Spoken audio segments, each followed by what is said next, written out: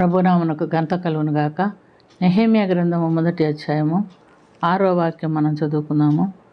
దేవా, నీ చెవియకి నీ నేత్రములు తెరిచి నీ సన్నిధిని దివారాత్రం అనే దాసులైన ఇశ్రాయేలీల పక్షమున నేను చేయు ప్రార్థన అంగీకరించుము. నీకు విరోధముగా పాపం చేసి ఇశ్రాయేలీల కుమారుల దోషమును నేను ఒప్పుకొనిచున్నాను. నేను తండ్రి ఇంటి వారును పాపం చేసి ఉన్నాము.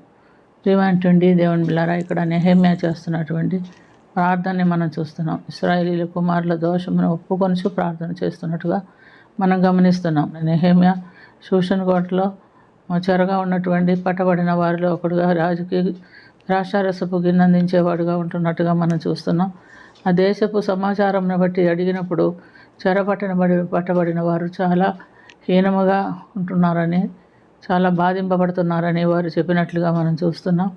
అందుబట్టికే కాదు, యెరూషలేము యొక్క గుమ్మములు కాల్చబడినది, ఓడలు పడగొట్టబడినవి కూడా వారు చెప్తున్నాడు. ఈ మాటలు విన్నప్పుడు, ఈ మాట విని దాన్ని బట్టి ఆయన కూర్చుండి ఏడ్చి కొన్ని దినములు ఉపవాసం ఉండి ప్రార్థన చేస్తున్నట్టుగా మనం గమనిస్తున్నాం. ఆయన తమ పితరులు చేసినటువంటి దోషమును బట్టి, తమ దోషమును బట్టి క్షమాపణ అడుగుతూ ఉపవాసం ఉండి దేవుని సన్నిధిలో బహు దుఃఖముగా ప్రార్థన చేసి దేవుని క్షమాపణ అడుగుతున్నట్లుగా మనం చూస్తున్నాం. ప్రియమైనటువంటి దేవుని బిడ్డలారా, మనం కూడా ఈ లోకంలో అనేకమైన పాపములు చేస్తూ ఎంతో దుఃఖములతో చెరలో ఉన్నటువంటి తల్లిదండ్రులను, పిల్లల్ని మనం గమనిస్తున్నాం. ఎందుకు ఇలా జరిగిందని అనుకునే వాళ్ళు చాలామంది ఉన్నారు. కానీ పితరుల పాపమును బట్టి కూడా మనం ప్రార్థన చేసేటప్పుడు క్షమాపణ అడిగి ప్రార్థన చేయాలని ఈ వాక్యాల ద్వారా మనము గమనించి ఉంటున్నాం. ప్రియమైనటువంటి దేవుని బిడ్డలారా, వారు చేసినటువంటి ప్రార్థన, ఒక్క నెహెమ్యా ఉపవాసం ఉండి చేసినటువంటి ప్రార్థన ద్వారా వారికి గొప్ప కార్యం జరుగుతున్నట్టుగా మనం చూస్తున్నాం. నెహెమ్యా పడిపోయినటువంటి యెరూషలేము గోడలు కట్టుకోవటానికి, కాలిపోయిన గుమ్మములు బాగు చేయించడానికి రాజు ఎదుగుకి వెళ్ళాలని తలంపుతో ఉపవాసం ఉండి ప్రార్థన చేసిన రాజు దగ్గరికి వెళ్ళి అడిగినప్పుడు అతను అనుమతి ఇచ్చినట్టుగా మనం చూస్తున్నాం. అంతమట్టుకే కాదు, అతను అనుమతి తీసుకోవడం మాత్రమే కాదు, నది దాటి అవతలకు వెళ్ళేదానికి కావలసినటువంటి పత్రములు, పని చేయడానికి ఉండండి అనుమతి పత్రములు, సొమ్ము, పలకలు మొదలైనవి అడిగి తీసుకొని వెళ్తున్నట్టుగా మనం చూస్తున్నాం.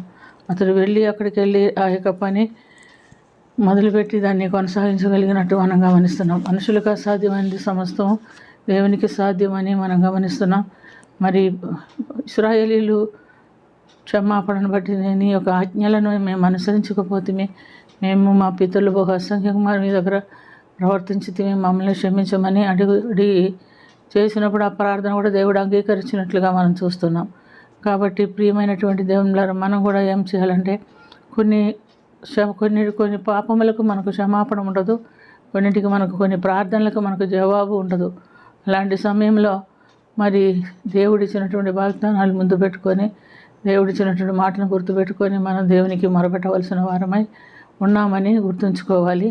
ఆ విధంగా నెహెమ్యా మొరపెట్టినప్పుడు దేవుడు జవాబు ఇచ్చినట్టుగా మనం చూస్తున్నాం. మనం కూడా ఇలాంటి పట్టుదల కలిగిన ఉపవాస ప్రార్థనలు చేయడానికి నేర్చుకోవాలి. దేవుని కఠినమైన ఉపవాసం ఉండి పట్టుదల కలిగి దేవునికి ప్రార్థన చేసినప్పుడు ఎటువంటి సమస్యలకైనా పరిష్కారం దేవుడు ఇస్తాడు అని మనం ఇక్కడ గమనించుకుంటున్నాం. కాబట్టి ఈ విధముగా ప్రార్థన చేసి రాజు దగ్గరకు వెళ్ళినప్పుడు రాజు అతనికి అనుమతి ఇచ్చాడు.